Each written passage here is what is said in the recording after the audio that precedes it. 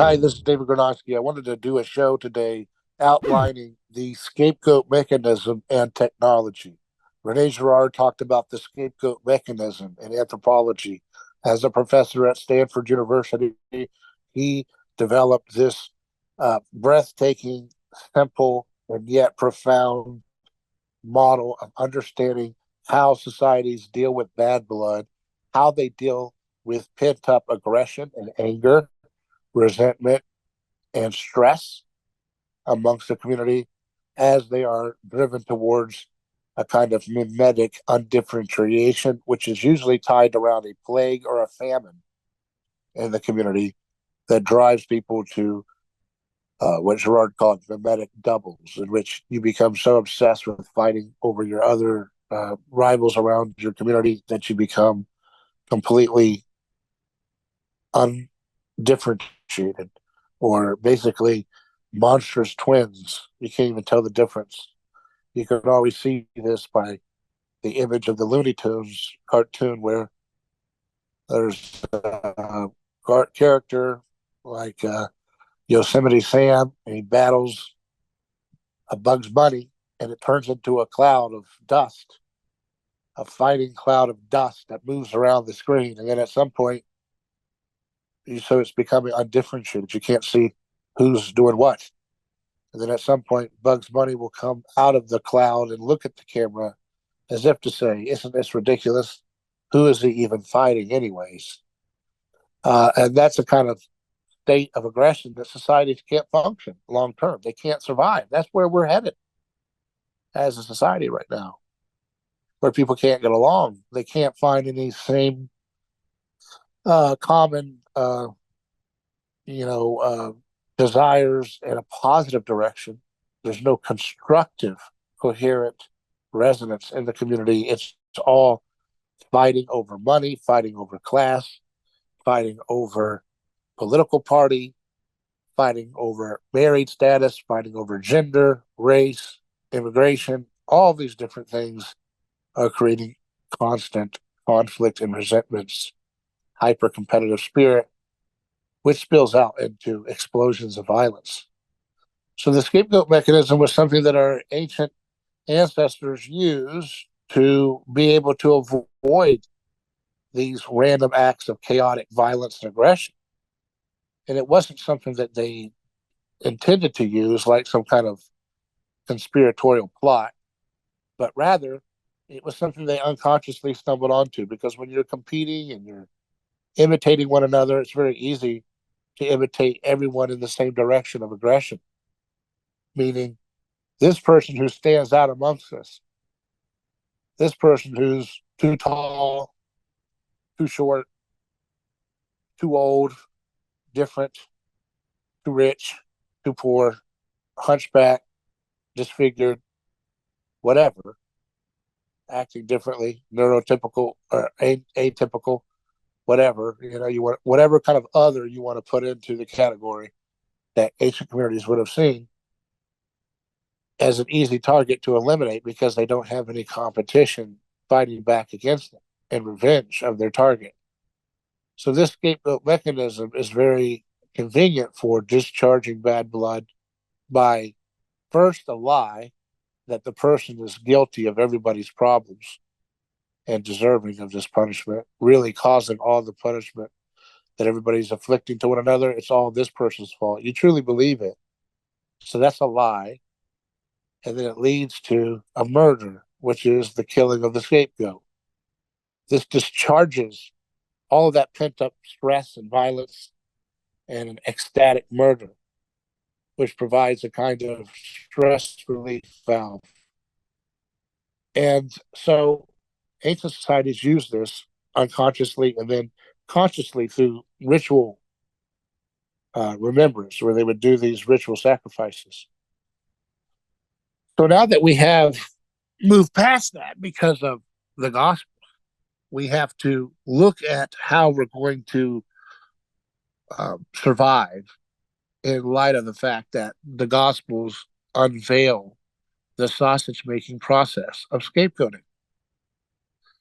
When we can't sacrifice with total innocence Our sacrificial attempts haunt our consciences. They bother us. They irritate us. They get under our skin, and they make us draw towards more and more excuses as to why we are right and the person we really hate or the group we really hate truly is beyond reproach. So Jesus destroys the scapegoat mechanism. He becomes the scapegoat. He takes on the camera of history, moving it away from the perspective of the winner's crowd. The Christian is the one who says, hey, we're not going to lynch this person with a strange nose and call them a witch to make the plague go away.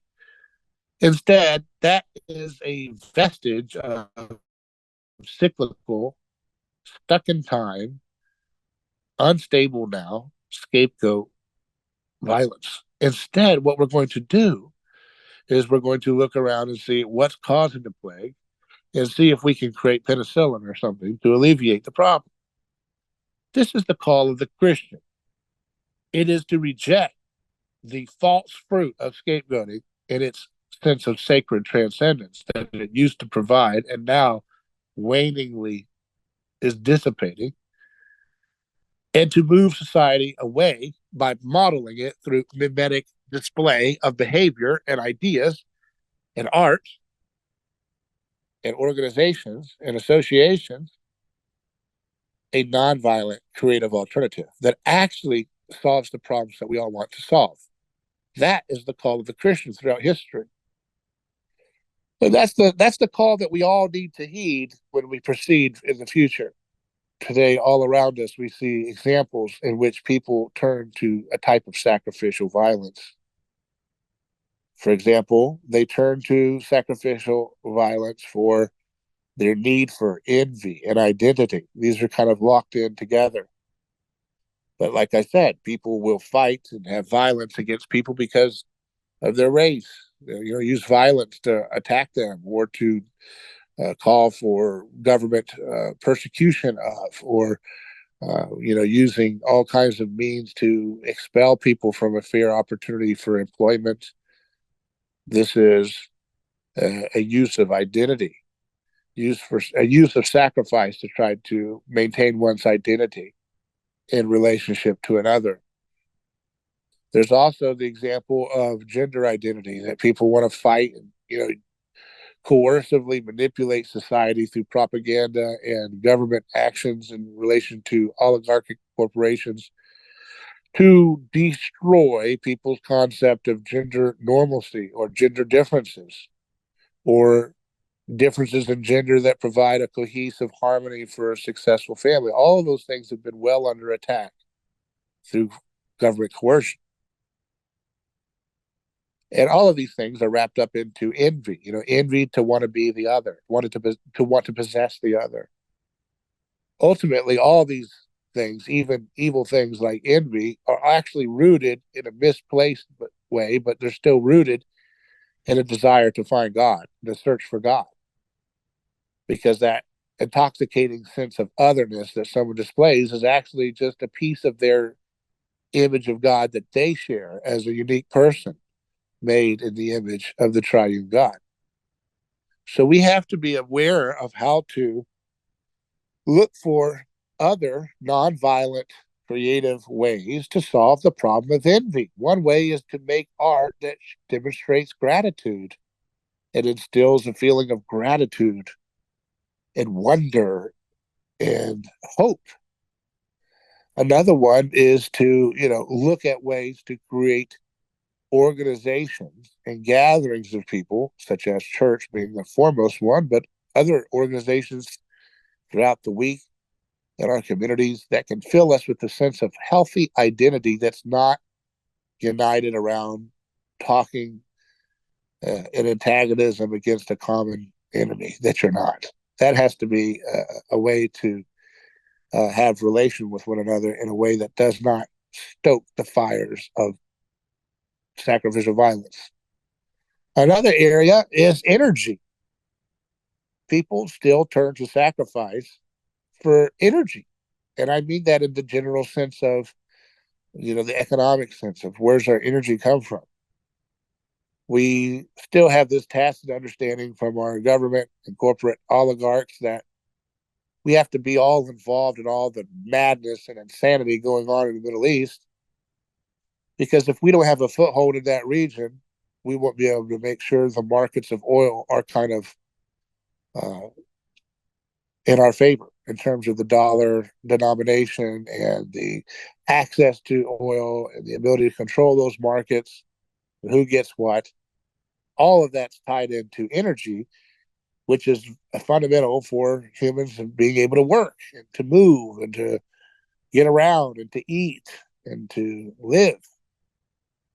And so, to the extent that the oil market is controlled by oligarchs using sacrificial violence like wars and proxy wars and regime change coups and all these other horrible things, it's sacrificially enclosed.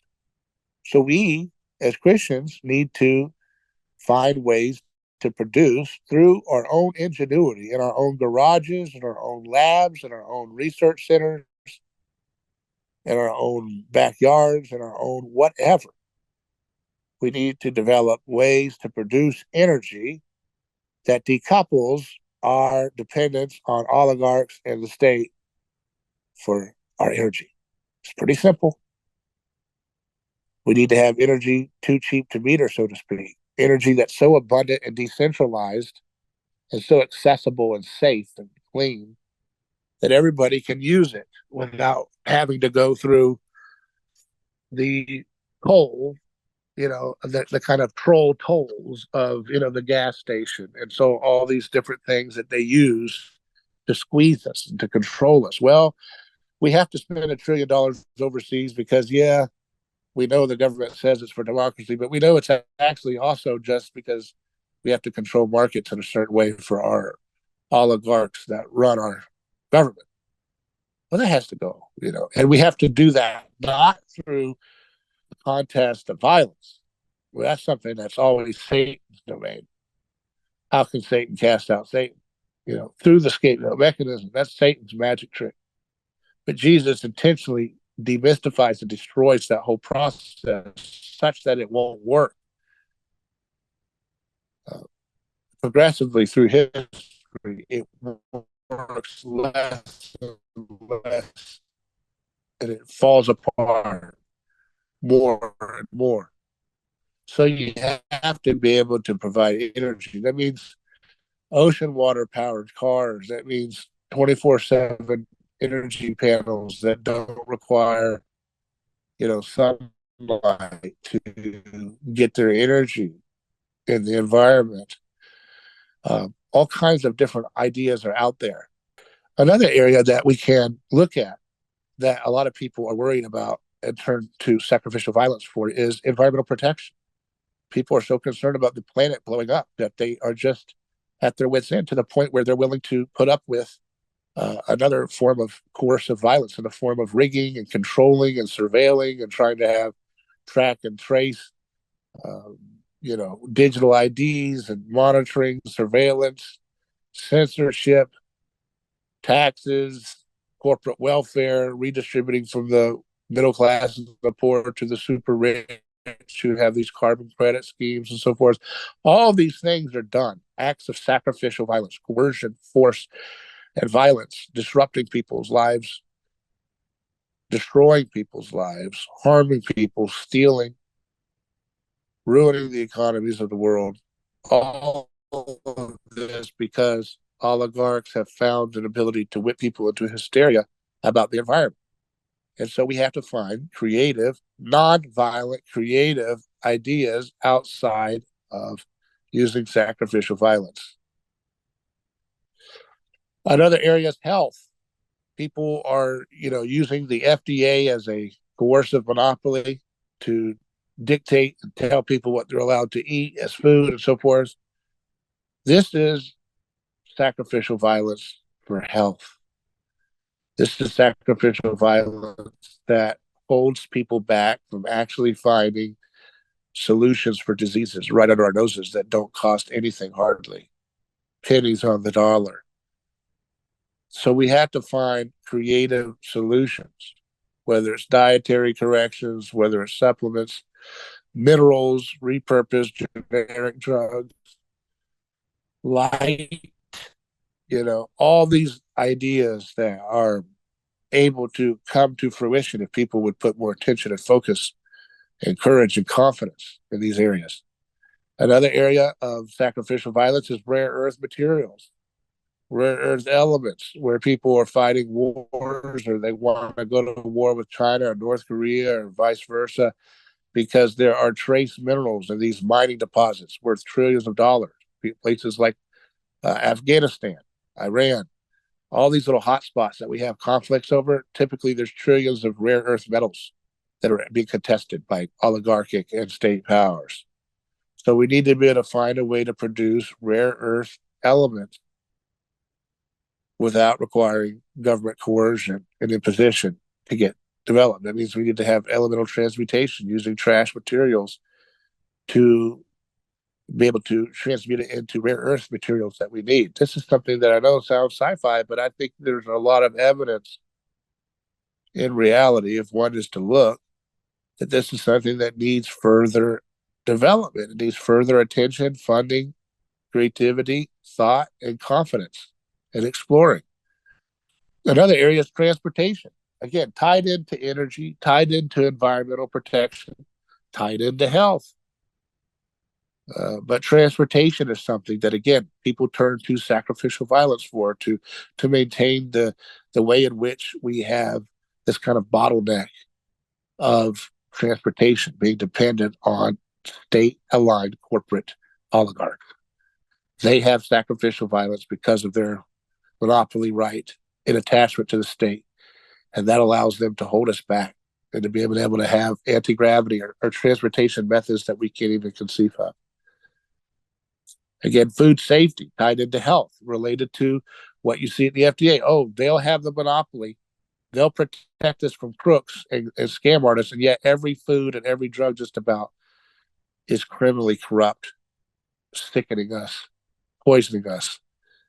We've allowed our minds to be stupidly enslaved to these false sense of transcendence that comes from these big others and governments.